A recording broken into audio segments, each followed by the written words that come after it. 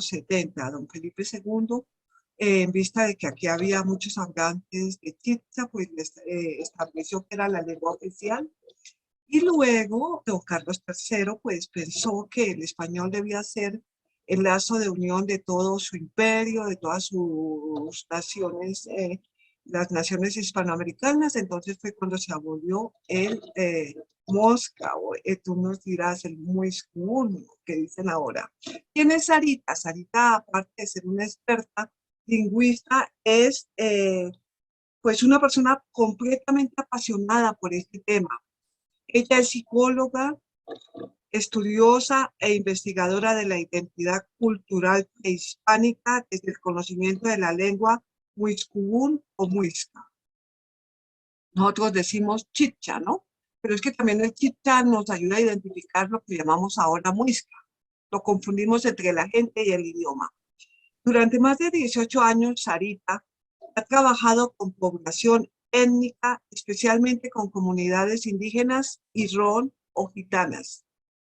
En su gestión ha abarcado desde el diseño y elaboración de proyectos para el desarrollo humano y de habilidades para el fortalecimiento organizacional, hasta el seguimiento y control, pasando por la planeación, dirección y ejecución.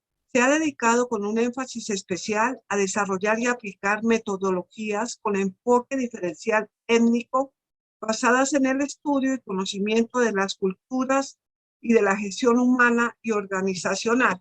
Bueno, pues es una experta en el idioma chibcha. Yo no le digo dialecto, yo le digo idioma. Tú nos dirás si estoy equivocándome, si lo llamo idioma y no dialecto. Sarita, un placer enorme tenerte aquí, recuperar nuestras raíces, esos nombres que pronunciamos ordinariamente, diariamente, empezando por la ciudad donde vivimos. Todo eso, qué agradable saber qué significa, de dónde vienen esas palabras, las raíces, qué ha sobrevivido de esos ancestros indígenas. Bueno, pues nada más. Bienvenida, Sarita. Bueno, agradeciéndole mucho esta oportunidad, este espacio. Quiero transmitir de verdad esa pasión que me acompaña por este tema.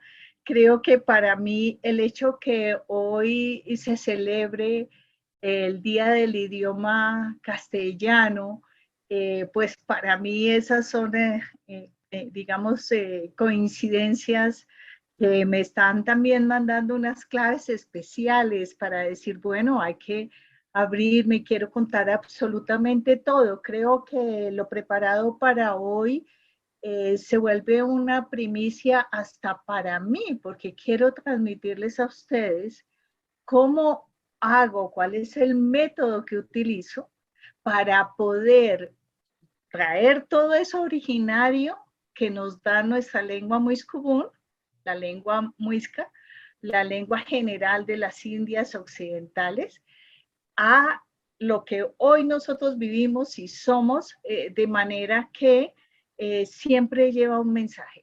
Pero acá lo más interesante de ese mensaje que lleva esta lengua es esa parte sagrada, esa parte de unión con la tierra, con el cosmos, eso que hoy en día muchas personas estamos anhelando, como que uno dice, bueno, yo como quisiera vivir en completa coherencia, ¿sí? Y esta lengua es una lengua que permite vivir en coherencia. Voy a ponerles la presentación y empezar ya como con este tema. Quiero hacerlo de varias maneras. Una primera anecdótica, porque la vida misma me ha llevado a ir reconociendo estos significados en el ejercicio de mi hacer, de mi función, ¿sí? En todos estos proyectos de grupos étnicos en mi país, en Colombia. Entonces, quiero hacerlo anecdótico, pero también trayendo como esas fuentes que me acompañan, porque lo que yo soy se lo agradezco a todos esos maestros que tuvieron la paciencia de transmitirme lo que sabían. Y hoy quiero hacerle un reconocimiento muy, muy especial a Mariana Escribano. Ella es etnolingüista, fonetista, estudió y era catedrática de la Universidad de Oxford y es una de las personas que han sido mi gran influencia. También quiero agradecer porque así como aprendí de Mariana, también tuve un muisca que se tomó el trabajo de enseñarme. Él me decía a mí mi mayora, ¿sí? Así como dicen un poco los del sur, a esas mujeres que llevan cierta sabiduría. Y Tigwani Kasua por años me transmitió muchos aspectos. También a otros investigadores, como Roberto Santos, arquitecto, que dirigió por años la Cátedra de la Memoria Muisca. Y a todos los que han escrito, estudiado y que yo he tenido la oportunidad de leer. Entonces, hoy quiero, como en honor a todos los que se han apasionado por este tema y también me han fortalecido y hoy en día me dan la oportunidad de también crear y tratar de aportar, porque la investigación es algo que nunca puede parar, o sea, y el hecho de reconocer nuestras raíces siempre va a ser importante, porque es como cuando el árbol se muere en las raíces, pues simplemente se cae.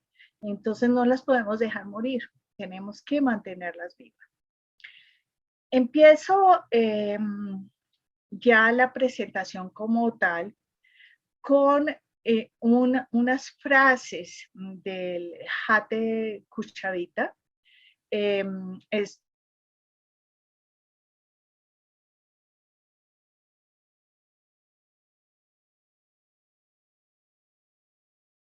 los muiscas tenían la siguiente funcionalidad. Dice, los muiscas venimos para nombrar. Tenemos la ciencia de la verdadera vida. Sabemos cuidar la creación. Sabemos poner el cielo en la tierra. Ahora estamos para ver lo invisible, para tocar lo imperceptible.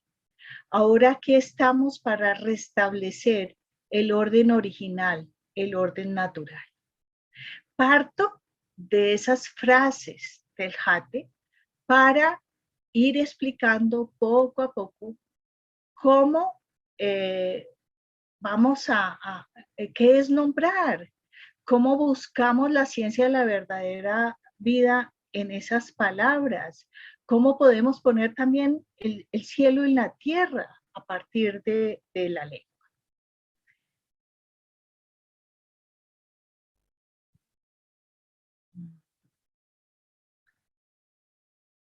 Bueno, la Muiscubún, entonces acá respondo una pregunta que hace Mariela, y es, bueno, es nuestra lengua chicha, es nuestra lengua muisca. Bueno, ante eso, la misma lengua nos lo puede ayudar a responder, porque es que esta lengua es descriptiva en sí misma. Dentro de las gramáticas que quedaron, ellos mismos, la misma lengua, nos habla de qué es el chibcha, solo que leído un poco diferente a cómo se lee la lengua castellana.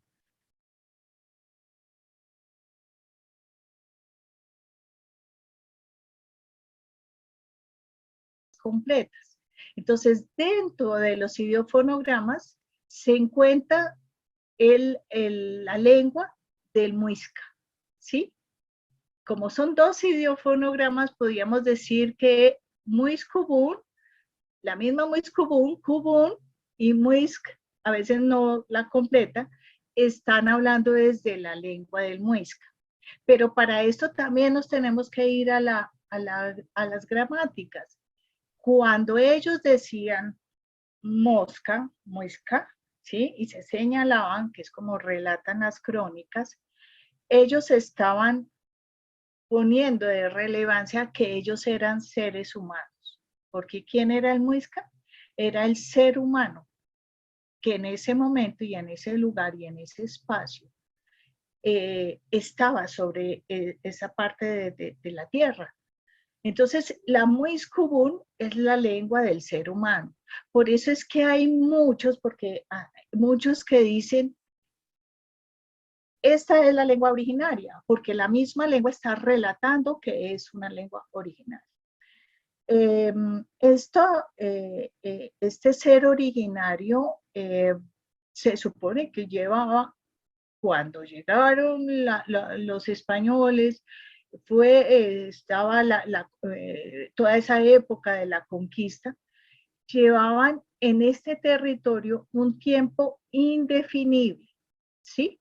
Pero la misma lengua también nos habla del tiempo que llevaban, ¿sí?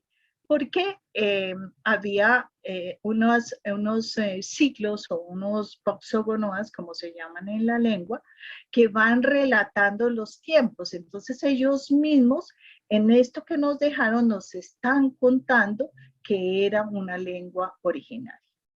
Esa lengua originaria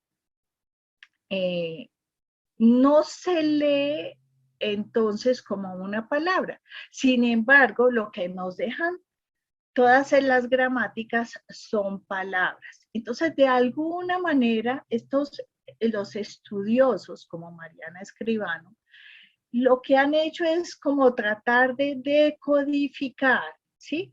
De hacer una división diferente de lo que nosotros llamamos palabras. Empezar a significar esa idea que contiene, ese sonido que contiene, y también la parte simbólica que lleva. O sea, porque no solamente podemos leerlo desde lo que son las gramáticas, sino tenemos otras posibilidades y otras fuentes que ahora se las voy a explicar en la siguiente diapositiva. Pero ¿qué nos dicen en los que han profundizado en la muiscubún? Nos dice que en su idioma no era rico en dicciones, las palabras eran compuestas y de gran significación. Era un idioma esencialmente ideológico y metafórico. Cada dicción era una verdadera frase abreviada. ¿Qué encontramos? Que aproximadamente en las gramáticas que tenemos la de 1619 que nos dejó el padre Lugo, tiene aproximadamente 2300 palabras, como nosotros las llamamos.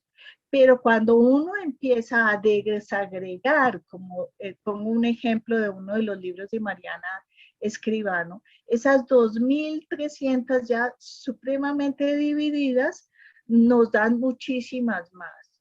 Y en esta lengua uno puede hacer cosas como si uno estuviera jugando a los acrósticos. Entonces uno empieza a hacer significados y puede ponerlas de manera circular, hacer combinaciones.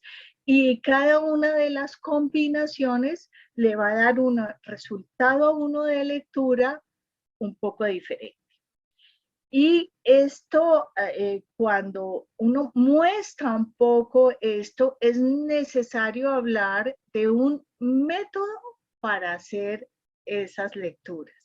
Entonces, cuando se piensa en el título de este momento, de esta exposición, entonces uno dice, bueno, pero ¿cómo hago para explicar cómo se dan esas significaciones? Entonces he decidido transmitirles a ustedes el método que utilizo. Este método incluye lo que existe al momento. Y volviendo a las palabras del Jate Kuchavita, él dice, tenemos la ciencia de la verdadera vida. Y esa ciencia de la vida está contemplada para nosotros, que estamos mirando los vestigios, el legado de lo que hoy existe. Entonces, ¿qué existe? Existen las gramáticas, unos diccionarios específicos, los diccionarios, la toponimia, el nombre de todos nuestros lugares que se ha conservado, la antroponimia, que son algunos apellidos, el nombre de los jerarcas, toda una... La jerarquía de dioses es inagotable y existen las pictografías en este territorio que algunos lo toman Cundinamarca, Boyacá y parte de los Santanderes, otros pues tienden un poco más. Y también tenemos lo que se ha denominado los guarismos, que también son una simbología que son al mismo tiempo los números,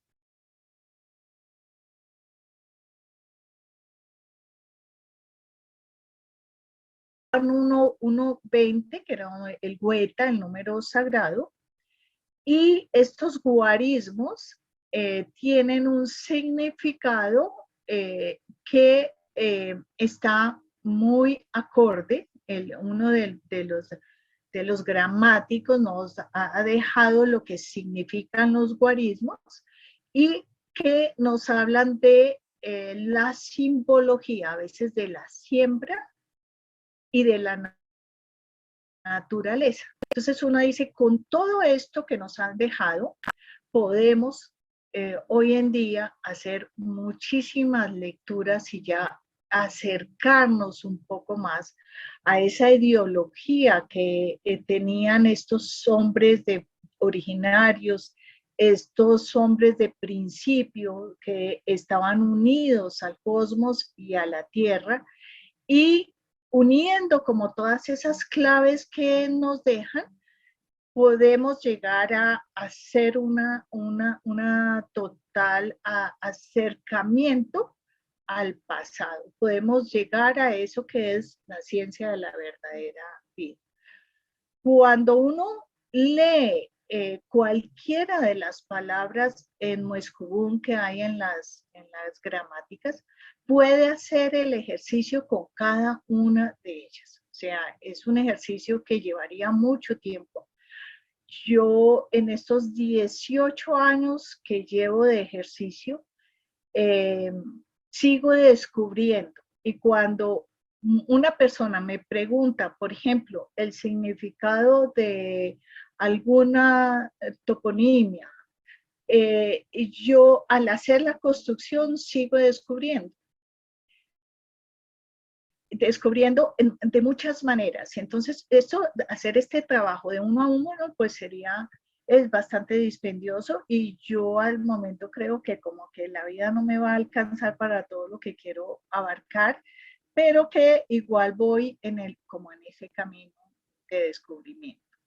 Entonces, en todo esto que nos han dejado, me gusta mucho este mural del maestro García, se encuentra en el eje cafetero, porque recoge muchísimo de los mitos, las leyendas, los vestigios, los dioses que han pasado a la historia con más fuerza, porque hay unos que no han pasado con tanta fuerza, pero el sol y la luna, como ellos adoraban el sol y la luna, pasó con mucha fuerza la figura de Bochica, el gran civilizador, la figura de Bachué, que fue la gran madre, la que permitió que se poblara la tierra, y nos recoge como esto que es lo que casi todos tenemos en la memoria,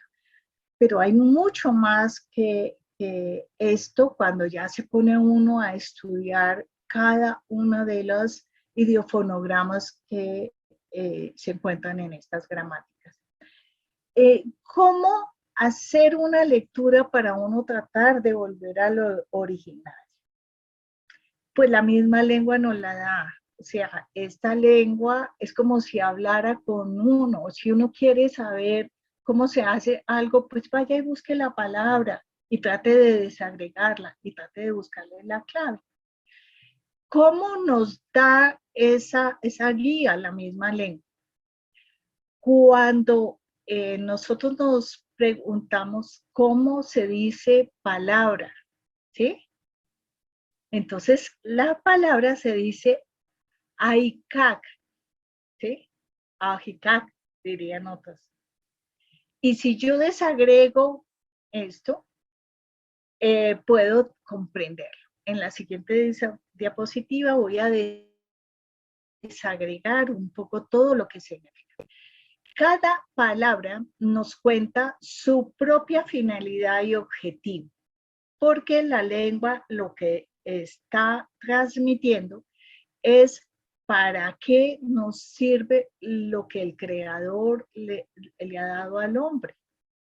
Pero lo originario, o sea, y con varios códigos distintos. Un código es la palabra. Otro de los códigos que la Moescubún también nos permite establecer es el proceso, el periodo, el tiempo. Ellos hablaban de boxogonoas, que son los ciclos.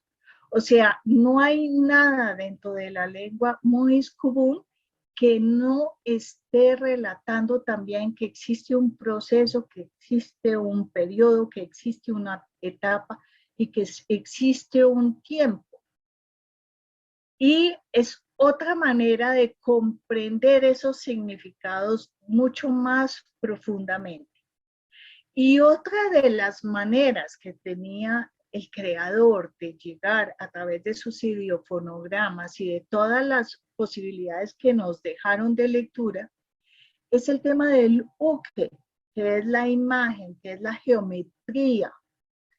Y acá les puedo contar para que todos los que están escuchando puedan ir imaginando cómo es este mundo de las lecturas muiscas, y es que el creador nos hablaba con un idioma anatómico. Y les voy a dar un ejemplo que es de nuestra cultura. Si ustedes cogen una zanahoria, parten la zanahoria y miran la zanahoria, a su interior se alcanza a ver un ojo. Y a nosotros, creo que todos los colombianos, la mamá cuando pensaba que uno le estaba pasando algo con su capacidad de visión, le daba jugo de zanahoria. O sea, era la manera directa donde el creador le hablaba al hombre. Y esa manera directa no solamente se encuentra en el mundo vegetal, sino también se encuentra en el mundo cósmico.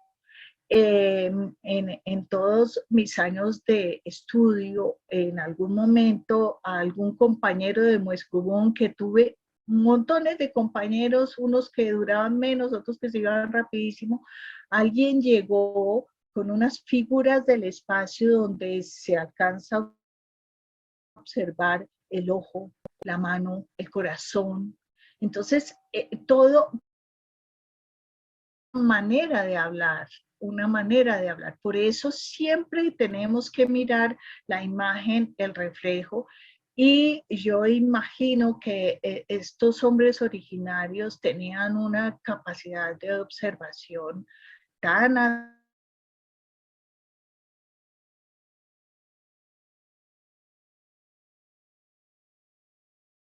Ukwa es el ojo del hombre. Entonces, de alguna manera también está relacionado allí el creador con el hombre. Y en toda la lengua nos están acercando, estamos trayendo el cielo a la tierra. Por eso cuando el Jate Cuchavita dice esto, yo digo, en la lengua Moiscubún uno lo puede percibir. O sea, lo invisible sí se vuelve visible. O sea, podemos acercarlo.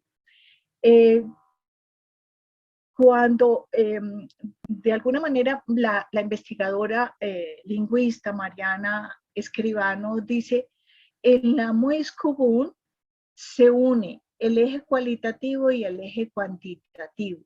O sea, de alguna manera también es como decir, estamos uniendo la finalidad, el objetivo, con el proceso, el periodo, el tiempo, y con la imagen y todas las geometrías, la Muizkubun logra tener la verdadera ciencia de la vida, solo que toca aprender a volver a leer esa ciencia. Y esa ciencia se va revelando poco a poco cuando uno va profundizando en cada uno de estos aspectos de cada ideofonograma. Bueno, cuando el Jate de Cuchavita dice venimos para nombrar, en las gramáticas nos dan también el significado de qué es nombrar y para qué se nombra. Cuando busco simplemente poner nombre o llamar, como aparece exactamente allí en la gramática, dice, yes, ahikat bega skua. ¿Qué hago yo? Buscar qué significa dentro de las gramáticas IE, qué significa la Z, y tengo que coger absolutamente todos los autores. Yo realmente tengo, afortunadamente tengo, los tengo de manera física, pero también ahora hay una ayuda excelente de un trabajo que hizo la Universidad Nacional, donde también uno puede buscar los significados en línea. Entonces, ¿qué nos lleva? ¿A qué nos lleva? A reconocer que para nombrar se nos está dando también el nombre, hace parte de la oración, o sea, de la unión creador-hombre. La importancia del nombre es infinita. Nada más en esos dos significados, en camino y en oración, podemos reconocer que nuestro nombre marca nuestro destino de muchas formas. También estas ideofonogramas nos hablan de la piedra, de la palabra, de la vida, del fuego, del sol, de la luna, de la sustancia que nos ha dado el Creador. O sea que si uno filosóficamente, espiritualmente, está buscando todo lo que significa el nombre que se le fue dado a cada una de las cosas que tenemos para el servicio de nosotros, podemos encontrar que allí está la finalidad, el propósito, la semilla, la energía, el futuro, las respuestas y muchas afecciones sobre uno mismo.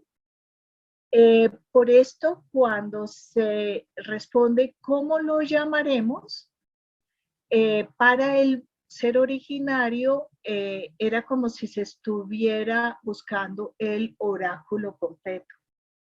¿Cómo lo llamaremos?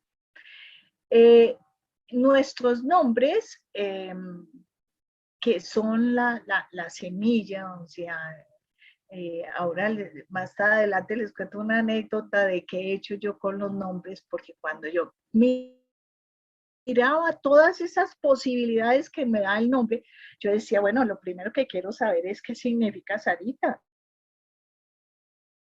Y cuando yo encuentro que dentro de mi nombre, solamente Sarita, a mí me pusieron así con el diminutivo, yo descubrí por qué me habían puesto ese diminutivo con el que yo había peleado muchísimo, pero entonces el hecho de decir Ita, también la Ita es la mano, ¿sí? Entonces, digo, ¿en cuáles de todas? Porque yo creo total en que hemos tenido muchísimas vidas, en cuáles de las vidas yo tuve que leer la mano, ¿sí? Y hoy en día cuando trabajo con los gitanos y que ellos se especializan en leer la mano, yo digo, bueno, esto debe ser un ejercicio que yo he hecho y lo llevo también dentro de mi nombre.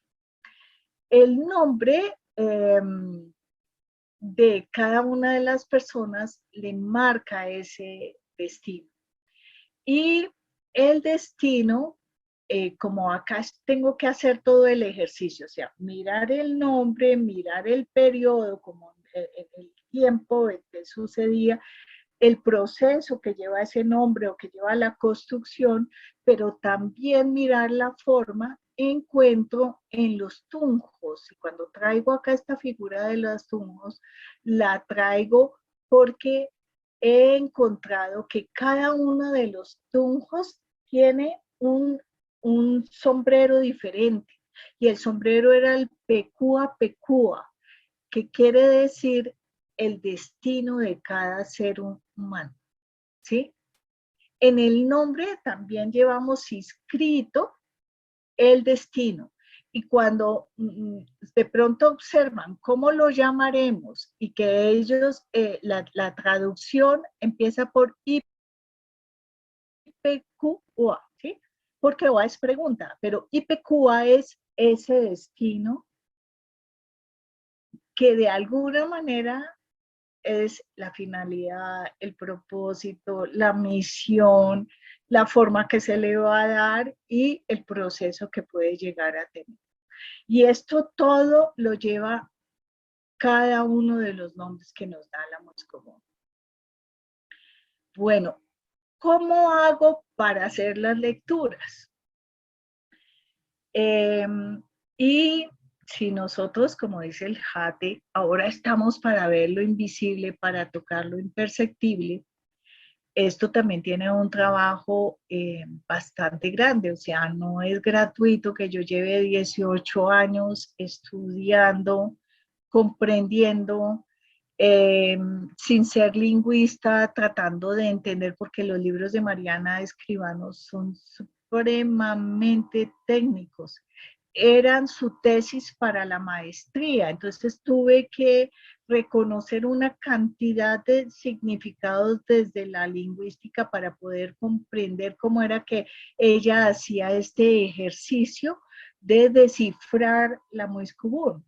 Entonces, ¿qué he aprendido en todo esto? Primero, cojo la palabra en alguna de las gramáticas que existen, puedo coger la gramática de Acosta, que me parece muy cercana. Hay un autor que se llama Ghisletti, que es, acá incluso tomé las fotografías de los libros, puedo coger la de Lugo, etcétera. Pero yo siempre tengo que separar los ideofonogramas. Al separarlos puedo hacer la lectura uno por uno. Y luego vuelvo a hacer esa unión de esos ideofonogramas para hacer la interpretación. Después de separados esos ideofonogramas, entonces empiezo a adecuar según la fonética, porque en este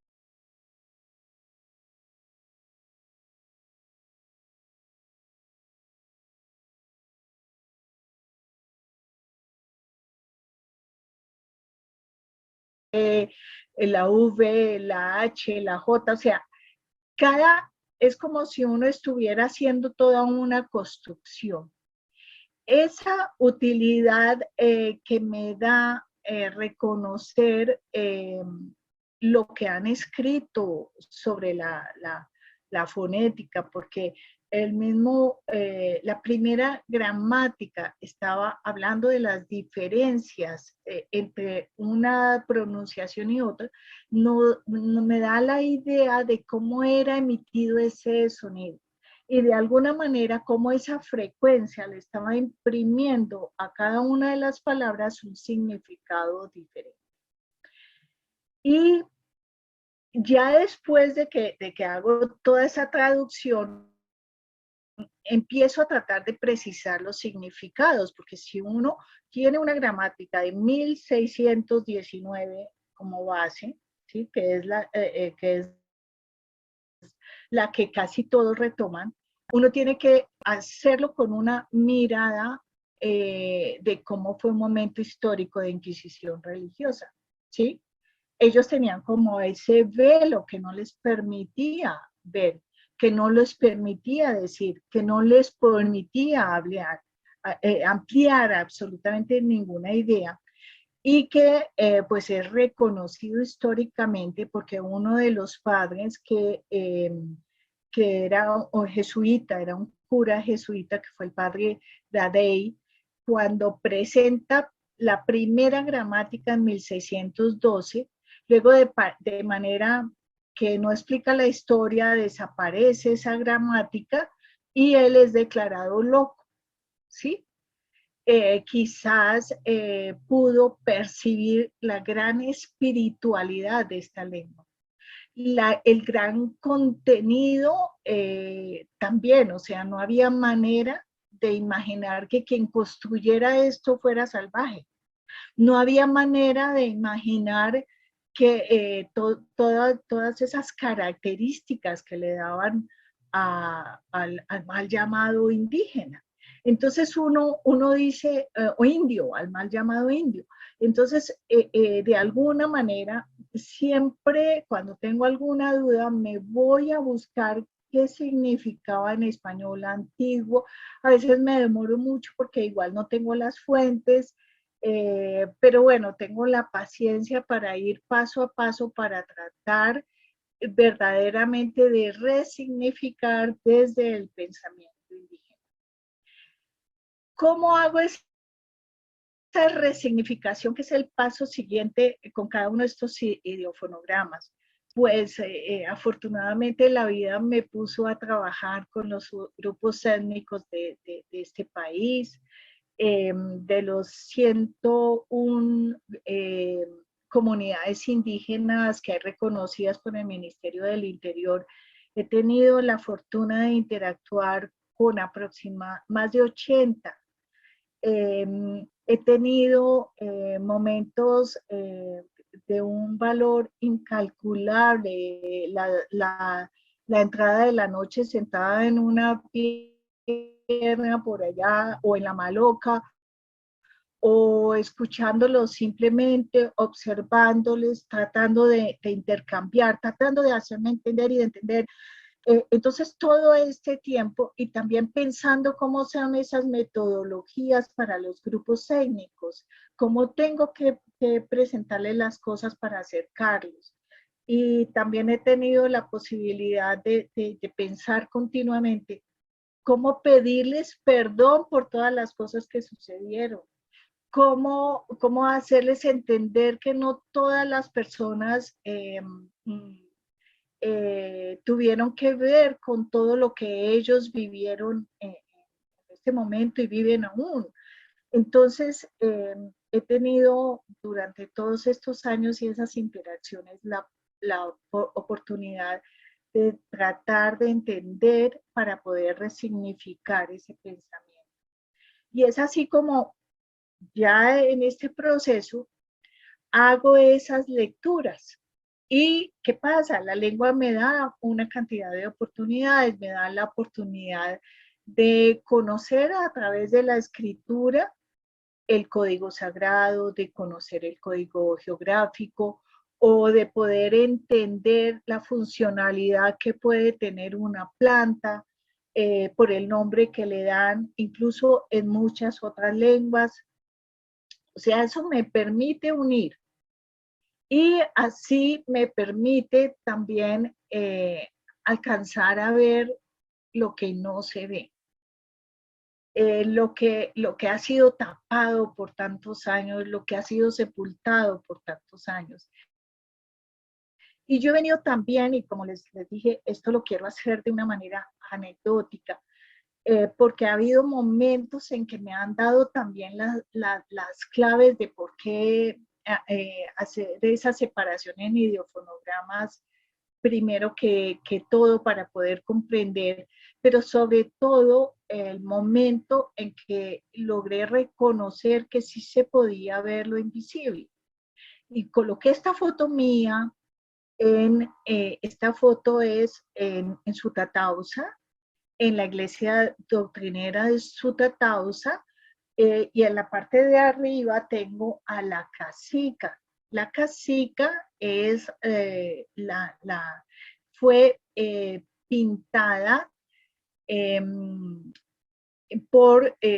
se supone que indígenas no podían pintar, pero uno dice, es imposible que alguien haya logrado plasmar la fucha, que es la sabedora indígena, con tanta claridad si no conoce el simbolismo sagrado de esta lengua. En esa, es una mujer que está cubierto por una vestidura papal, pero en lo que para los muiscas era la líquira, ellos también dejaron plasmada una geometría sagrada que puede ser leída. Yo allí supe que podía leer lo invisible porque hay una inscripción que aún está en muisca y la pude decodificar leyendo la idiofonograma por idiofonograma, y es coincidente con el proceso histórico que vivió Sutatausa, donde hubo un suicidio colectivo para no ser esclavizado por los conquistadores. Y esa lectura que hice allá me dio esa posibilidad de decir, sí puedo ver lo invisible a partir de tener el juicio de leer con la lengua muiscubún, por lo que me permite leer en la lengua muiscubún. Es así como yo trato de alimentar como todas estas claves, y estoy absolutamente de acuerdo con el maestro Acuña. El maestro Acuña, en esa obra tan hermosa, El paraíso terrenal muisca, mirándolo me llevaba a pensar que indudablemente esta lengua sí es una lengua de principio, y que sí tuvo que haber sido el paraíso terrenal. O sea, porque hay tantas claves dadas para qué nos sirve a todos los seres humanos, desde los elementos, el agua, el fuego, la tierra, hasta todos los animales, las plantas, y él alcanza a recuperar de una manera increíble todo lo que fue dejado en ese paraíso terrenal y todo lo que había en ese paraíso terrenal. Y de alguna manera me encontré buscando un escrito de una académico muy hermoso que nos cuenta que la vida entera es para esta mentalidad un rito continuo. Y eso, y definitivamente ese rito continuo que lamentablemente no le dimos continuidad, porque he tenido la oportunidad también de ver cómo el rito continuamente sigue uniendo el cielo con la tierra, ¿sí? ¿Por qué? Porque en el rito los protagonistas son el sol, la luna, los planetas, el día, la noche, las estaciones, las cosechas, la vegetación, o sea, toda esa cantidad de energías que son duales, que siempre van entre macho, hembra, activo, pasivo, cielo, tierra, etcétera, y que nos permiten a nosotros los seres humanos poder reconocer todo lo que se nos ha dado y volver a ese paraíso. Sí, esta mirada que se da desde la Muiscubún es como si uno verdaderamente volteara y pudiera ver un momento de principio. Y pues realmente esto es como el método que yo utilizo. Quiero acá hacer una pausa porque luego de explicarles este método les voy a dar dos ejemplos que son de los ejemplos que me parecen más contundentes porque es lo que más ha llegado a este momento de esta civilización muy. Gracias, Sarita. Entonces le damos la palabra a Carlos Mateus para que nos haga el anuncio de cuándo va a ser nuestro Festival Internacional de Historia en Villa de Leyva, los días 9, 10 y 11 de septiembre. Adelante, Carlos. Doctora, qué pena. Vamos a darle la palabra al doctor Gustavo López. Bueno, magnífico. Aquí estoy. No sin antes felicitar a Sarita por este paseo maravilloso que nos ha permitido vivir de la historia y de nuestros orígenes, que además es enamorador. Bueno, primero que todo, mil gracias, invitarlos muy especialmente a nuestro quinto Festival de Historia en la ciudad de Villa de Leyva, el 9, 10 y 11 de septiembre de 2022. El tema es la historia de los libros y los libros en la historia. Es un espacio memorable, es un espacio maravilloso, una ciudad maravillosa. Los ejes temáticos que tenemos para el 2022 son arquitectura y patrimonio, culturas precolombinas, creencias, biodiversidad y medio ambiente, ciencia y tecnología, civilizaciones y pueblos, grandes personajes, historia de la música, revoluciones y voces y expresiones de la historia. Déjenme compartirles que nuestro comité académico se ha divertido y se ha regocijado en este ejercicio de encontrar la temática para nuestro festival. Los estaremos esperando muy especialmente y les estaremos informando durante todo este tiempo todo lo que va a ser la boletería, los espacios que vamos a estar compartiendo en Villa de Leyva, y nuevamente invitarlos a que nos acompañen a este momento maravilloso. Es nuestro quinto festival, pero este es el tercero presencial, con lo cual tenemos mucha ilusión y mucha expectativa de que este festival vaya a salir maravilloso, contando con la presencia de todos ustedes. Continuamos con nuestro ejercicio para los niños, tardecita con la historia para niños, bañémonos en chocolate. El próximo espacio de tardecitas es el 27 de abril a las 5 de la tarde. Los estaremos esperando muy especialmente con nuestro speaker permanente que nos hace este tiempo maravilloso. Luego este espacio que lo disfrutamos muchísimo, nuestro próximo espacio es Isla Galápagos. El expositor que tendremos invitado es el señor Ezio Garay Arellano, y estará moderando a nuestra secretaria ejecutiva de la Junta, la doctora Beatriz Cortázar, historiadora, maravillosa persona, el próximo sábado 30 de abril a las 4 de la tarde.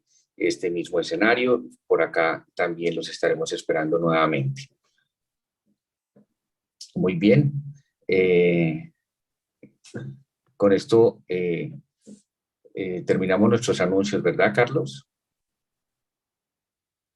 Sí, señor, ya. Ok, entonces estamos en un espacio de break. Le doy la palabra a Marielita y a la doctora Sarita para que continúen con la transmisión.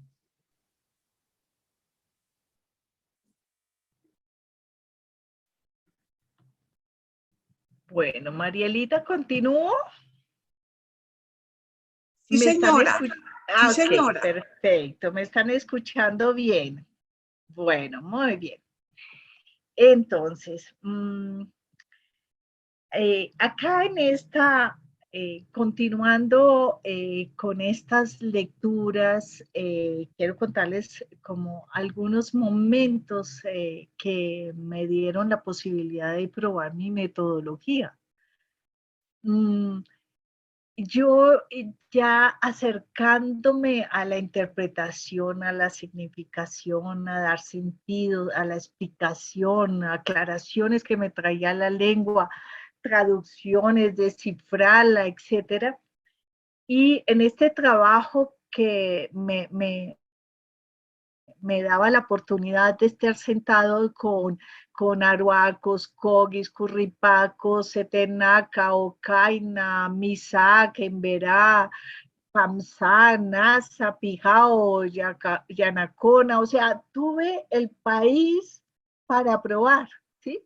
Para probar. Entonces, en esos recorridos me sentaba con ellos y me iba simplemente preguntándoles sobre cualquier tema en especial, o sea, sobre sus creencias, si tenían algún dios principal, si tenían un tipo de ceremonia específica, y yo les compartía lo que significaba el nombre de su comunidad indígena. Siempre les decía, miren, Serica, por ejemplo, en el caso de los arhuacos, Serica para nosotros en Mixcubún significa ser palabra y significa ser piedra, ¿sí?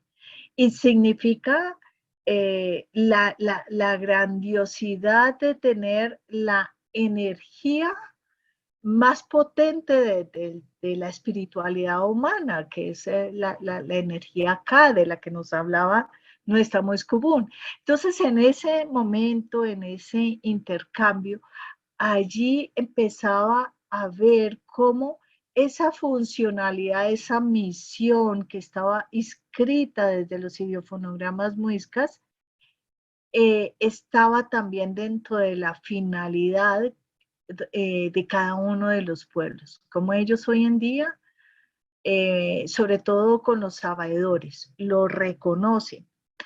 O sea que pude verificar que mi maravillosa Moiscubún interpretaba, significaba, le daba un sentido específico, me daba a mí explicaciones sobre cómo habían resistido, porque nada más a mí me parece un milagro que hoy en día tengamos esta diversidad cultural. Un milagro. Y pude reconocer, por ejemplo, aspectos ya mucho más específicos de cada uno de ellos. Dentro de los Kansá hay una memoria de todos los símbolos geométricos. Yo no sé si alguno de ustedes ha tenido la oportunidad de participar en el Festival del Perdón y de conocer todas esas cintas que tienen el Pecúa Pecúa, no sé, que es el sombrero, digamos, ese sombrero que tiene todas estas cintas y que guarda esas geometrías. O si de pronto alguien está cercano a esa cultura wayuu y puede reconocer la historia de la araña, que es Waikiri, que para nosotros es la sospecúa, o desde la Moiscubún es la sospecúa. También me puede hablar de lo que significa un wayuu para mantenerse en este momento. Y los que, digamos, están un poquito más alejados porque perdieron muchos de sus símbolos, pues yo me encontraba con situaciones muy particulares. Por ejemplo, los pijaos, cuando yo llegué a uno de esos territorios en Ataco, Tolima, el que en ese momento era gobernador Pijao me dijo, necesito llevarla a un lugar. Y me llevó a un museo donde tenían una cantidad de objetos que no querían ni siquiera mostrar ni que volvieran a sus museos porque para ellos eran sus objetos que les recordaban su ancestralidad. Eran unos objetos, digamos, hechos con unas técnicas que uno podría decir se desconoce cómo hicieron un círculo tan absolutamente perfecto en piedra, totalmente pulido, perfecto, absolutamente perfecto, y no sabían en ese momento para qué fue hecho. Y muchos de estos pueblos guardan una cantidad de conocimientos en unas personas que muy probablemente cuando estas personas ya no estén en la tierra pueden llegar a desaparecer y nosotros no comprender para qué existía. Pero la Moiscubún sí nos da la funcionalidad. Yo pude, por ejemplo, leer desde la cultura sicuani lo que es el instrumento que ellos utilizan de cacho de venado. poder reconocer que el pueblo Misak es debe ser el cuidador de la memoria y del agua. Y toda esa lucha que tiene ese Misak está también allá impresa desde su nombre.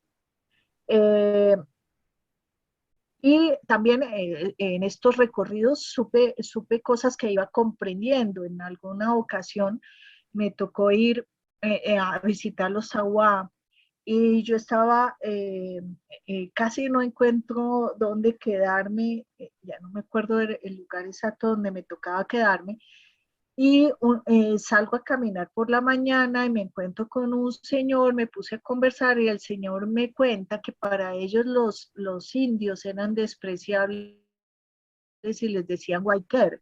Entonces ya supe por qué Guayquer no se ha mantenido y por qué cambian ese nombre,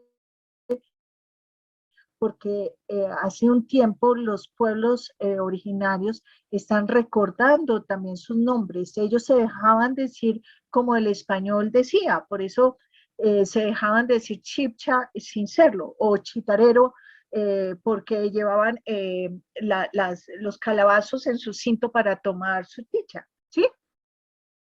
Se dejaban decir como fuera, pero han resurgido sus nombres que realmente hablan de esa funcionalidad, de para qué están, por qué están. Entonces, en estos años, de un lado para otro, y recopilando instantes, porque esto yo lo hacía en medio del trabajo que iba a realizar, y eran encuentros de minutos con alguien, porque muchos de los sabedores no se muestran. Y no son precisamente los que hacen la publicidad para tomar yagé. O sea, no. Esos normalmente entre esos no están.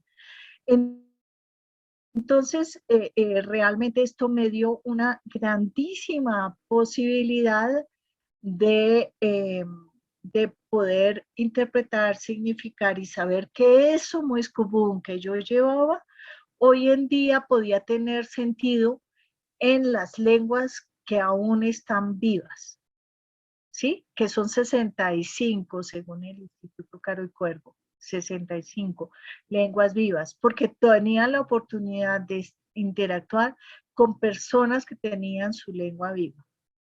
Entonces esto es como sobre todo para contarles la importancia de que esto Moiscubún no se pierda, porque este ejercicio es un ejercicio que yo he hecho con muy pocas personas a mi alrededor. Yo, mejor dicho, me encantaría tener un lingüista que me pudiera explicar y no me tocara ir a los libros alguna vez tuve la maravilla de tener un arqueastrónomo que me logró explicar una cantidad de cosas que yo no entendía. Pero pues este trabajo investigativo es un trabajo definitivamente para muchos. Bueno, les traigo dos ejemplos de esa traducción. Una de esas es la palabra oro, ¿sí? Entonces, es en lengua minía, ¿sí? Esa es la palabra. Cuando yo empezaba a dividir por ideofonogramas, había lugares donde encontraba ni ia oro y ni ia plata, ¿sí? Un día trabajando con joyeros en Beta, Santander, uno de los joyeros me mostró esta piedrita en la que le saqué foto y me dijo, Sarita, es que la naturaleza no nos regala el oro puro, siempre encontramos oro y plata juntos.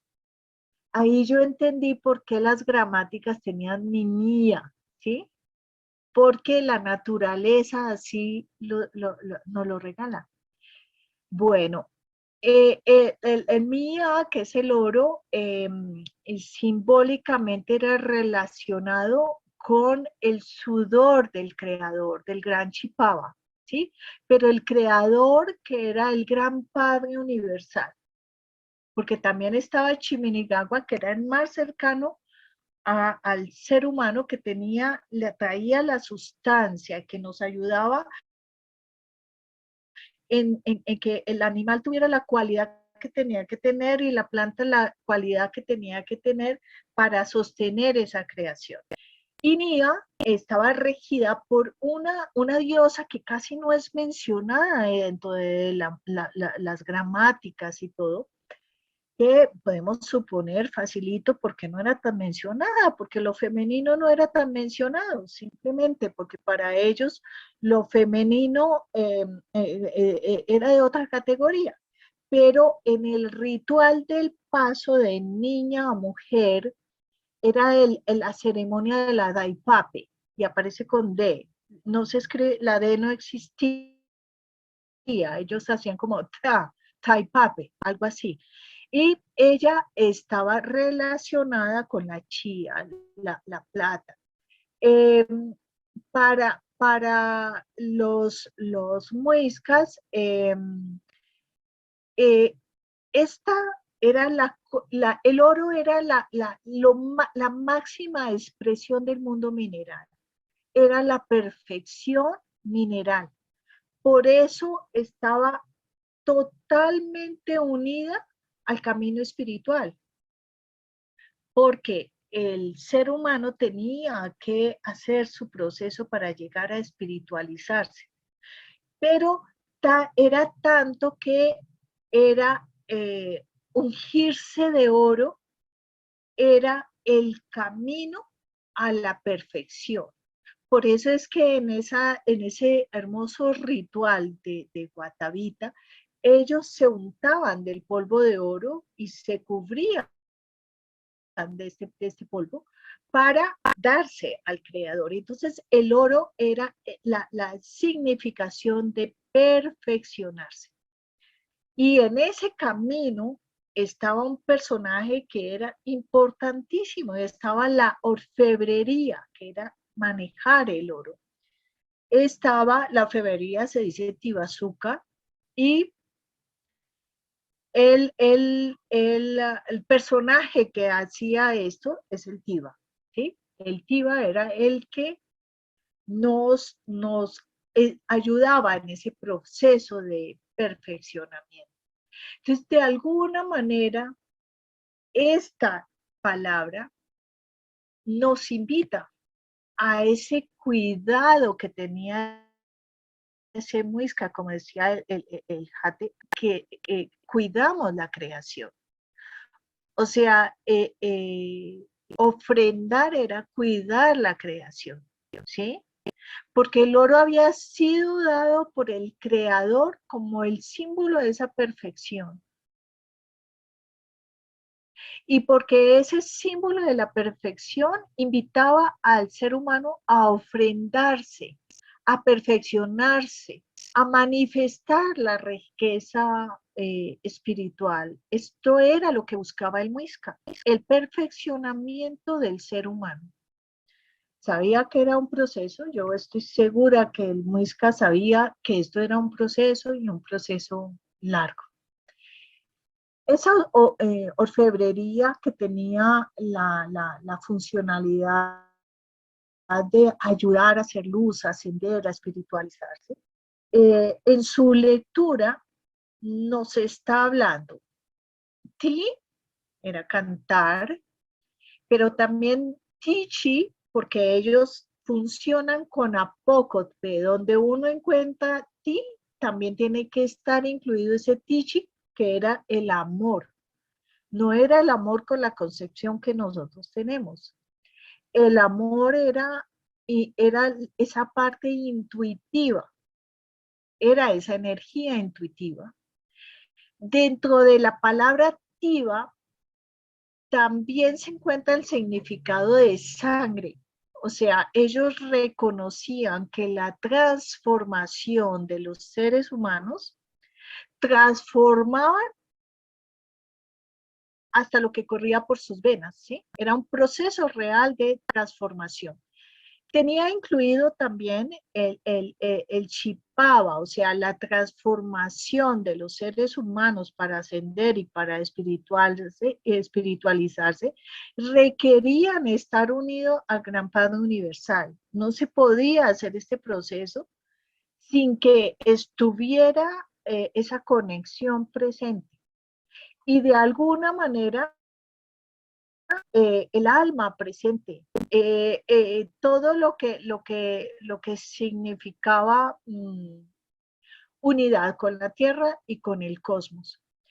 Ese tiva en los significados de las gramáticas decía el que hace cantar los metales, ¿sí?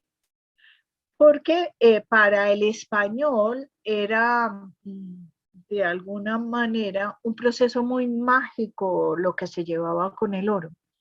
Y además, pues tenemos que reconocer que se fueron con ese conocimiento, porque al ver toda la codicia, al ver todo lo que se vio convertido, lo que ellos con tanto, digamos, con tanto contenido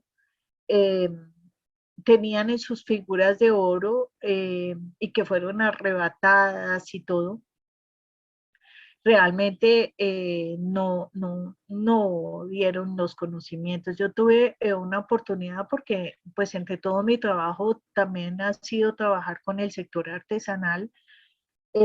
Había reportado una persona que conocía los secretos del manejo del oro en el eje cafetero, pero nada más llegar donde esta persona era muy difícil y la persona tampoco estaba dispuesta a transferir ese conocimiento, sino con unas condiciones, y parece ser que las condiciones nunca las encontró y no transfirió el conocimiento. Hay un investigador muy interesante que es Rachel Dolmatov. Él dice que el orfebre se relaciona con el mago, ¿sí? Tal como el chamán es un transformador, pues al labrar el oro y darle una forma culturalmente significante, hace pasar la materia de un estado profano a lo sagrado. Y es absolutamente literal lo que hacía el oro en sus ofrendas votivas. Hacía esa transformación.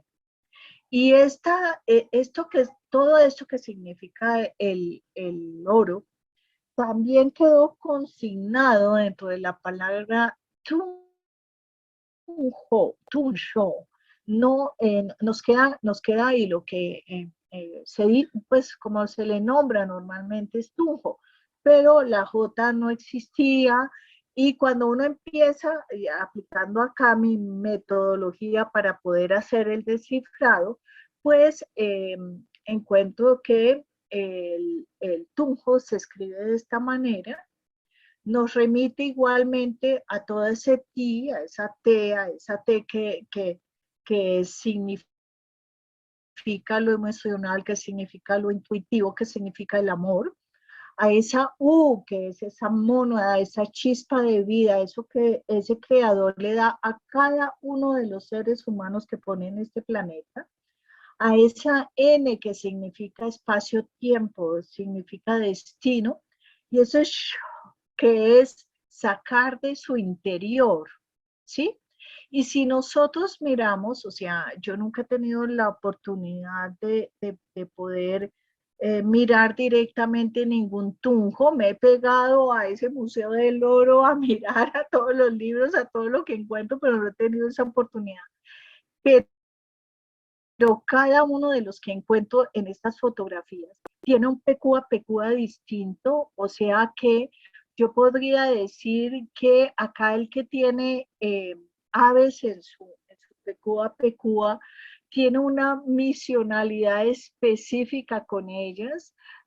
Hay otro que tiene como una especie de corazones, y así uno podría llegar a interpretar cada uno de esos tunjos cuando se ofrecían su propio tunjo al creador, era que le estaban ofrendando aquello que hacían en esta tierra y en este paso por en su vida y en su lugar.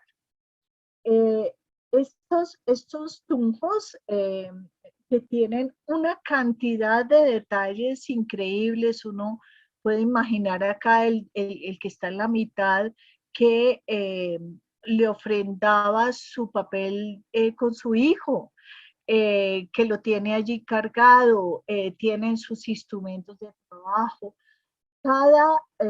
Esto me habla a mí de una cultura donde era respetada la individualidad en todo el sentido de la palabra. Cada ser era absolutamente respetado en aquello que hacía. Y su funcionalidad en la tierra era su manera de agradecer al Creador por haberlo como puesto en esta situación. En los tunjos también se ha encontrado como muchísima información sobre una vida mucho más rica de lo que a uno le han transmitido en sus clases. Entonces uno encuentra las cunitas de los bebés, encuentra detalles de objetos en oro, de su decoración, uno puede imaginar lo que eran sus casas, sus cercados, como los llamaban, llenos de detalles estéticos y de detalles de una vida rica en posibilidades, que es realmente lo que uno puede llegar a deducir. Bueno, viendo el tiempo que me queda, les quise traer también otro ejemplo con la laguna de Guatavita. Este ejemplo se los traigo porque pues realmente es de los aspectos más representativos. Nosotros somos conocidos a nivel mundial por la famosa balsa, por la búsqueda del dorado. Entonces, acá traigo algo muy interesante, que es el trabajo realizado por Roberto Santos Curbelo, arquitecto, donde él empieza a unir lo que era una ceremonia que se llama el correr de la tierra, a unir como esa geometría que tiene de ubicación las lagunas por las cuales se hacía la ceremonia del correr de la tierra, dan una perfecta espiral. La espiral era la representación de Chiminigawa. El dios era una fuerza evolutiva. Miren la dimensión tan diferente al español. En el español era el barbado, el señor barbado, que estaba imponiendo los castigos más espantosos de la tierra, y ellos acostumbrados a un creador que era una fuerza evolutiva para que su creación se perfeccionara. Entonces es una diferencia asombrosa, y esto quedó también consignado en el territorio. El nombre de Guatavita lo podemos leer en múltiples códigos. Entonces, el código numérico nos da el número ATA, que es el de principio, los guarismos, y el TA, que es el número 6, ¿sí? El ATA es un sapito botándose al agua, y el número 6 es el palo con la cuerda, que es otra manera de representar el destino. En el código geográfico contiene Gua, que es montaña, y Ta, que es labranza, y también tiene Aba, que es maíz, ¿sí? Guatavita también incluye dentro del código anatómico Ita, la mano, Uta, útero, Iba, sangre. O sea, todo está allí inmerso dentro de ese nombre. De elemento tiene el elemento Gata, que es fuego. Tiene el nombre del Tiva, que es el orfebre, y del Guatavita, que también es una jerarquía, ¿sí? era el gran Guatavita, como el gran Bacatá, ¿sí? Que eran jerarquías de mando, de poder. En el código geométrico contiene el ata, que es el triángulo invertido, el triángulo contenedor, y el aba, que es una medida que da la elipse, ¿sí? El aba es maíz y es la forma del maíz, es la elipse, y es una medida. Y en el código sagrado, Guatavita nos habla de G, que es la garganta del creador, U, la mónada divina, A, que es el sabor y el olor del creador, T, que es la fuerza del amor, B, que es la vida, I, que es el inicio, el impulso y también la comunicación, Atatá, que es la ceremonia que se hacía en la laguna, ahora les hablo un poquito más de la ceremonia, Aba, que era el gran padre, Va, alma, Ti, cantar, Vaya, que es la madre que da la vida, y Guaya, que es la madre tierra. Entonces miren este contenido tan inmenso que contiene Guatavita. Y para terminar, les traje lo que era esa ceremonia de la donación o de la tatá, la ceremonia que se llevaba a cabo en la laguna. Allí el gran príncipe se donaba al agua, se daba al agua, se entregaba al agua cubierto en oro, con, como diciéndole al creador, tú me has dado todo, ahora yo me doy a ti, regreso al útero, ¿sí? Evoco el principio, el primer momento cuando la ranita se botó al agua y así empezó este proceso de de creación hasta del mismo hombre, ¿sí? Y allí en este gran momento se construía el gran significado de agradecimiento. Era la máxima expresión de agradecimiento, darse por entero de nuevo al Creador. Era una ceremonia que se hacía para avanzar. Ia es avanzar, ¿sí? Es paso. O sea que muy probablemente con esta ceremonia celebraban pasos evolutivos muchísimo más contundentes. Bueno, esto es lo que les traigo, entonces quedo atenta a preguntas, lo que ustedes tengan, bien estará. Estupenda explicación, estupenda exposición, querida Sarita. Pues muchísimas preguntas. Por ejemplo, si los muiscas tenían fama de pacíficos, ¿tú nos puedes contar, por ejemplo, cómo han tomado los resguardos actuales, el hecho cuando derribaron la estatua de don Gonzalo Jiménez de Quesada? ¿Qué pensaban ellos? ¿Qué pasó en ese momento? Bueno, entonces quiero contarles que he sido partícipe del grupo de sabedoras muiscas, pero partícipe no tan de lleno en todas las ceremonias porque no todos los muiscas aceptan mi conocimiento y mi presencia, y ellos están en este momento solamente aceptando a quienes de alguna manera tienen algún linaje específico, pero siempre he estado presente. Estuve participando en el mortuorio que se le hizo a la caída de la estatua. Ese mortuorio tenía una sola finalidad y es conseguir el verdadero perdón. Los pueblos muiscas están tratando de trabajar el perdón. El perdón dentro de la lengua muisca tiene un ideofonograma hermoso que es Bo, ¿sí? El perdón es como la misericordia, es un llamado a la misericordia de Dios. Si no perdonamos, no llega la misericordia. Y es tal su significado que así es como se llaman sus mantas, ¿sí? Es como cuando uno tiene la misericordia de Dios, uno está cubierto, está calientico, está bien, o sea, puede continuar.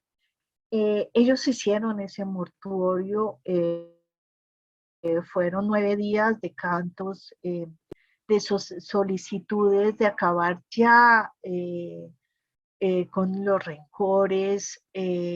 Fue un paso muy, pero muy importante. Por primera vez yo verdaderamente sentí que muchos pueblos estaban buscando desde su interior el perdón. Entonces, Mariela fue una cosa muy importante. Yo creería que fueron los MISAC quienes estuvieron quienes tumbaron la estatua, porque los MISAC tienen un proceso de rebeldía muy fuerte, porque son los que llevan la memoria con más, digamos, MISAC quiere decir en sí mismo memoria.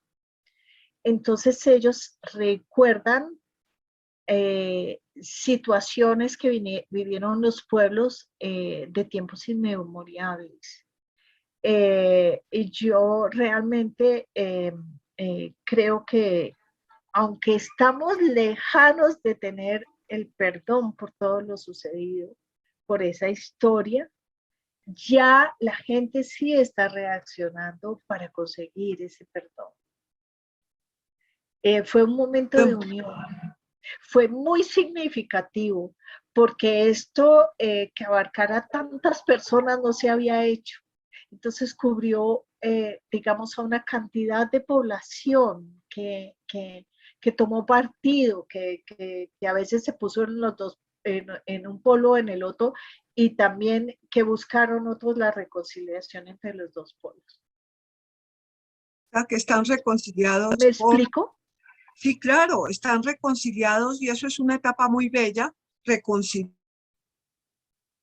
Sí, es una etapa que necesitamos. Herederos un poco de esos ancestros, ¿no? Es que somos herederos todos, de todo, porque hoy en día nadie puede decir que es puro, nadie. Y mira, hay un estudio genético, a mí me encantó el estudio que hizo Yunis en la Universidad Nacional. Ellos estaban buscando si nosotros los colombianos teníamos una mayor, digamos, genética muisca, incluso estaban haciendo el estudio con los muiscas. Determinaron que sí, indudablemente nuestra genética muisca es mantenida. Acá al principio solamente vinieron hombres, o sea, la primera mujer se me olvidó en este momento, pero fue muchos años después de que empiezan a llegar todos los conquistadores, y en todo caso la genética española presente, absolutamente presente. Y la O sea, genética las dos muisca. genéticas, sí, estamos mezcladitos, totalmente mezclados. Bueno, ¿y qué conservamos todavía de esa fonética muisca? Tú me comentabas de los campesinos, que hay algo intacto todavía en ellos. Sí, o sea, mira, se encuentra cuando tú vas bien adentro de Boyacá, se encuentra esa. Yo a veces sueño con cómo se oye la lengua, porque uno a veces no sabe cómo pronunciarla, ¿sí? Y yo sueño, y es como soñar con un campesino boyacense que te habla un poquito cantadito. Eso se conservan los sonidos, se conservan muchas palabras, pero lo que conservan nuestros campesinos es el conocimiento de la siembra. Y el conocimiento de la siembra es poderosamente sagrado, porque el creador hablaba con la parábola de la siembra. Por eso los guarismos quedaron. O sea, en la siembra, así como cuando tú vas por el Amazonas, ellos reconocen la hora por el canto de las ranas, ¿sí? Reconocen así el horario. También por las ranas se reconoce el momento de la siembra. Y esos saberes están allí incluidos, están dentro de nuestros campesinos. Obviamente, yo misma acá en Cota he visto cómo un campesino saca un cuarzo y corta con un cuarzo. Eso era una usanza,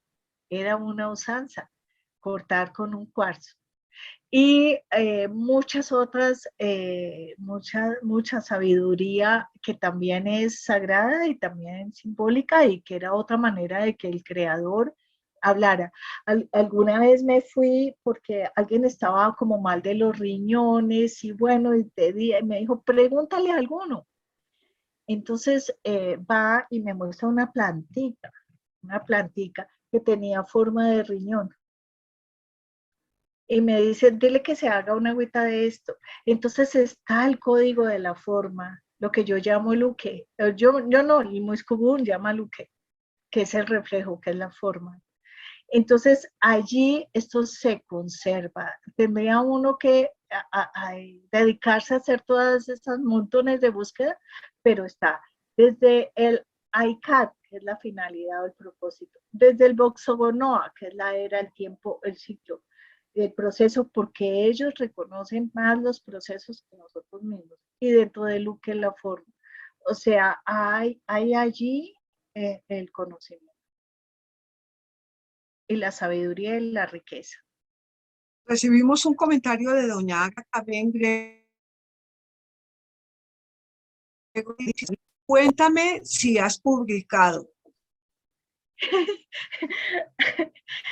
A ver, mi vida ha sido un poco llena de trabajo, de muchísimo trabajo.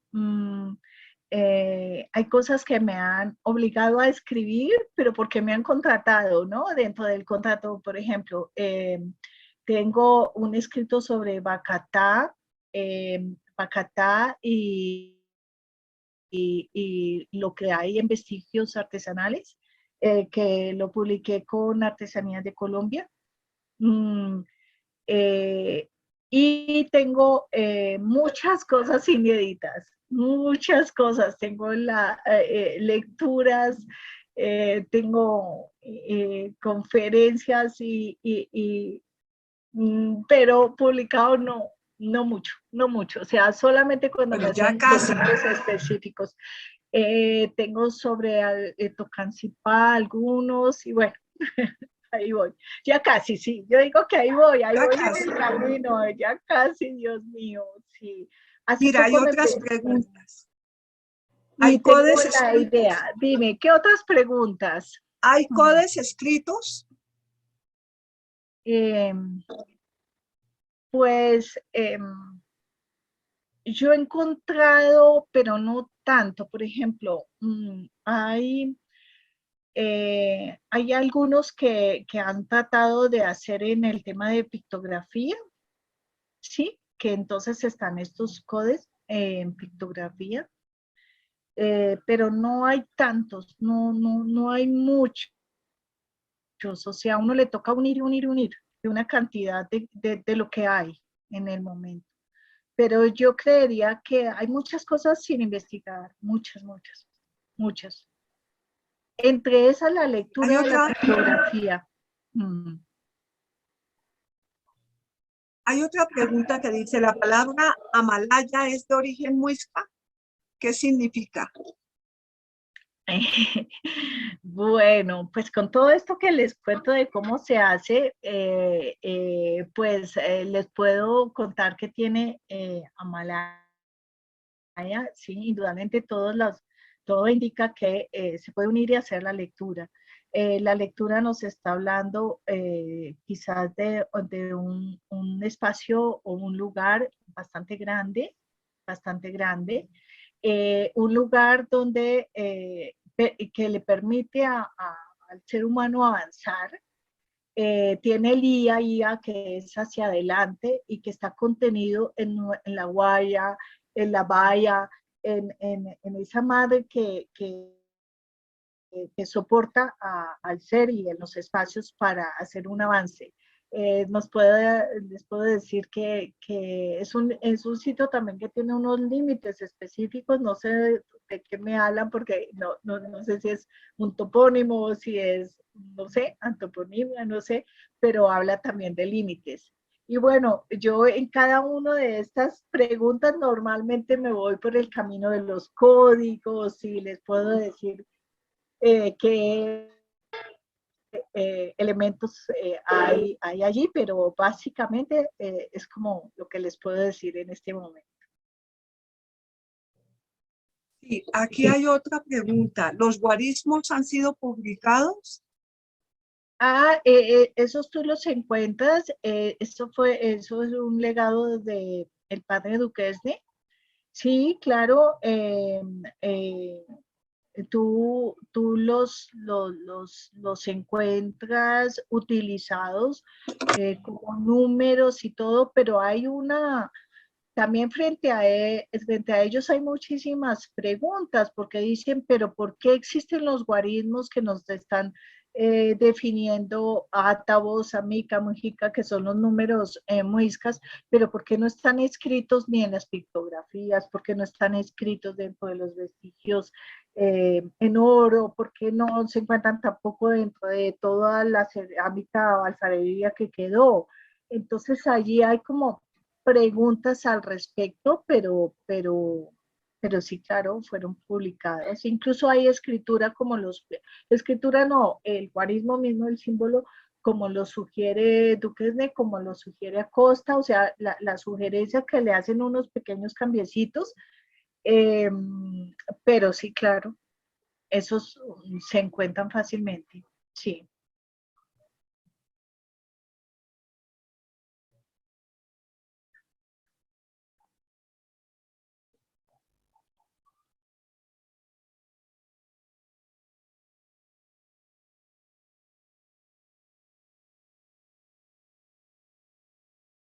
Acá estoy leyendo, pero no alcanzo a verle el final de la pregunta. Como experta en lengua muisca, ¿cuál sería opinión para explicar por qué los muiscas no desarrollaron la escritura? Y yo creería que nosotros somos los que pensamos que la escritura es como las palabras. Pero para ellos escritura era muchísimo más que todo solo la fonética. Sí, entonces yo creo que cuando a ellos nos dejaban una espiral, nos estaban escribiendo. Cuando ellos nos dejaban el triángulo chi o el triángulo ata o el triángulo chi, también nos estaban escribiendo. Yo creo, y hay una figura que a ver, yo me he pasado tiempos observando las figuras y mucho tiempo. No he tenido muchas de frente, casi siempre por una foto. Pero yo podría jurar que el huecha que uno encuentra en el Museo Nacional, lo que tiene en su mano es lo tengo en la presentación, en el en la primera. Y si uno podría llegar a pensar que tiene acá, donde pone la tinta y acá con lo que está escribiendo, pintando, dibujando, como se llame, pero para ellos era escribir. Y yo creería que los quipos, como hay en el Perú, también existen. Su escritura de nudos, su manera numérica de poder explicar algo específico. Entonces, yo creería que para ellos, y además la palabra existe. Sí, La palabra existe. Escribir existe dentro de las gramáticas. ¿sí? De alguna manera escribir o pintar o graficar o sea, o poner una idea en algo, plasmar una idea. Entonces, eso es lo que yo creo que nosotros creemos que no la desarrollaron, pero sí, claro que la desarrollaron. Sí, y el mérito de los misioneros de interpretar esa fonética y de transcribirla en palabras y de legarnos los catecismos es un mérito inmenso, inmenso, porque si no, no tendríamos nada, infinito. Sin nada. eso no hubiéramos podido. Nada. Sin eso no hubiéramos podido. Es un mérito infinito, infinito. O sea, esto no lo pueden contar muchas otras lenguas. No lo pueden contar. Nosotros tenemos las gramáticas. Dicen que hay una perdida, que fue la del padre Dadei de 1612. Hay unas que fueron mandadas a Rusia y allí fue donde se encontraron porque el interés porque esto llegara al otro mundo se dio. Entonces, realmente nosotros tenemos el legado por ellos. Lo tenemos. Y trataron de decir cosas sin poderlo decir, porque mínimo nos mandaban a la hoguera. Y trataron de decirlo, por eso uno, para leerlos, tiene que leer entre líneas. O sea, yo sinceramente, por ejemplo, hice la traducción de la Muiscugún en el Ave María y en el Padre Nuestro. Y es poderoso. Y yo estoy segura que los jesuitas tenían que saber para haberlo puesto así como lo pusieron. Y un agradecimiento inmenso por ese legado de los misioneros y de los sacerdotes, de los frailes, de los catecismos, de las gramáticas, porque sin eso no existiría ningún vestigio que pudiéramos tener en este momento sobre ese idioma chibcha. Aquí hay otra pregunta, querida Sarita. ¿El oro llegó a ser moneda de cambio?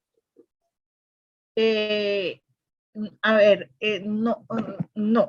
O sea, la concepción de principio para el oro no era moneda de cambio.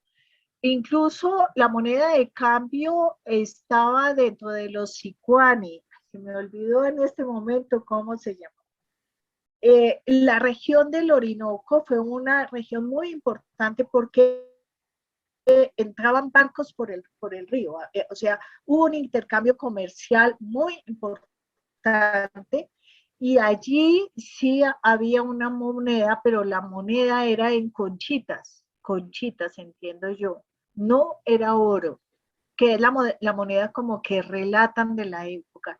Es que la concepción del oro era tan espiritual que no podría ser concebido para ellos como un intercambio comercial. Tanto el intercambio de ellos eran muy comerciales, o sea, el Muiscubún era como el inglés, era para comercial. Por ejemplo, tú lo relatas maravillosamente en el libro, con la sal, con las esmeraldas, esa era su intercambio. Y miren tan hermoso, intercambiar nosotros en la cabeza tenemos trueque, no se llamaba trueque, el Muiscubún era el mini, ¿sí? Y en Chiminigagua está el mini, o sea, era una concepción sagrada, tú me das, yo te doy. Bueno, doña Elsie Clavijos nos recuerda que eran tantos que por eso los llamaron moscas. Y doña Miriam de Arteni nos recuerda que los guarismos fueron hechos solamente por los muiscas. A mí me parece algo muy interesante, Sarita, lo que comentábamos hace un rato, que tú dices que todavía hay muchísimas cosas que debemos saber de estos ancestros, que hay sitios especiales donde casi que están enterrados muchísimos tesoros que nos van a dar muchísimas claves de saber muchísimas cosas de la vida, del idioma, de todos ellos. Me mencionabas Bosa. Ay, sí, que Gracias por esta pregunta, me encanta. A ver, la lengua muisca guarda una clave, un secreto, y ella tenía que ser una lengua estacionaria para que se guardara el mensaje del creador casi que directo. Cuando uno se pone a pensar hoy, en el siglo XXI, ¿qué hay? ¿Qué hay que guarde exactamente sin haberse movido del lugar? En nuestra Bogotá es Bosa. Bosa es el número 2. Bosa tiene, yo no sé si conocen, su resguardo. Hoy en día es Cabildo. No han logrado llegar a resguardo, no les han devuelto tierra. Pero allí ellos están haciendo todo por recuperarse, todo por volver a tener las prácticas. Está el Chunsúa, que es la casa ceremonial. Uno puede ir al Chunsúa a recibir medicina tradicional, uno puede ir a la huerta. Hay unas personas recuperando el tema del tejido. Uno puede imaginar que allí aún quedan muchísimos vestigios que no han sido sacados a la luz, Pero incluso ubican allá el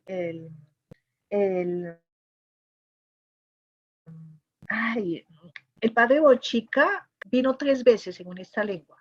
Y en su primer momento, a él lo pintaban en una chine, en un dromedario. Bueno, tenían o sea, como una secuencia, un proceso para presentar al padre Bochica. Y uno de los mitos ubica al padre Bochica como en sus primeras venidas en Bosa.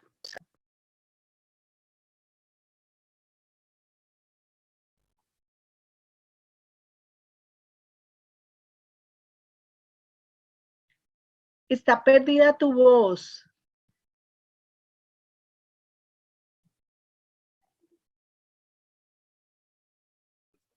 Mira, el Ya. internet. Bueno, mira, Sarita, estamos encantados contigo. Se nos acabó el tiempo, se nos pasó volando. Estamos de acuerdo con Naga también, que dices, ¿podrías hacer un blog?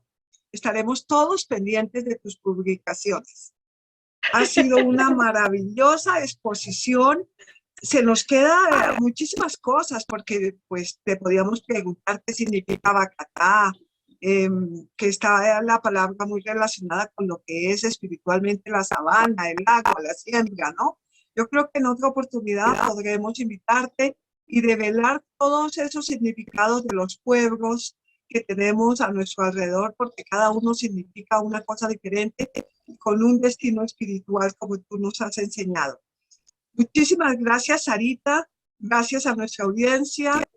Y bueno, encantados, encantados. No sé si esté aquí Gustavo, creo que ya se despidió de nosotros, pero pues encantadísimo, Sarita. Es nuestra sangre. Llevamos eso espiritualmente impreso en nuestra alma, todo esto que tú nos has dicho, y qué rico conocer lo que fuimos y lo que fueron nuestros abuelos, y realmente la unión. A mí me encantan los muiscas porque no son rencorosos. La reconciliación está también en ellos, y No, eso me parece muy bonito, y la reconciliación está también en nosotros, porque en un divorcio, pues, los padres se divorcian, pero el hijo no se puede divorciar. Cierto. Bueno, Sarita, muchísimas Sí, es gracias. cierto, o sea, llevamos impreso la misericordia. Gracias a ti muchas, muchas gracias, y a todos por impulsarme de alguna manera. Esto también alimenta esa pasión que tengo, y pues hago todo esto para poder dejarlo, darlo, y bueno, sé que tengo que escribir más. Es cierto, tengo que hacerlo. Entonces vamos a ver si me sorprendo a mí misma desarrollando el blog. Amén. Bueno, Muchas gracias, Mariela, muchas. Gracias, Sarita. Bueno, Muchas gracias Me a gusta todos. despedirme con mi Muiscubún.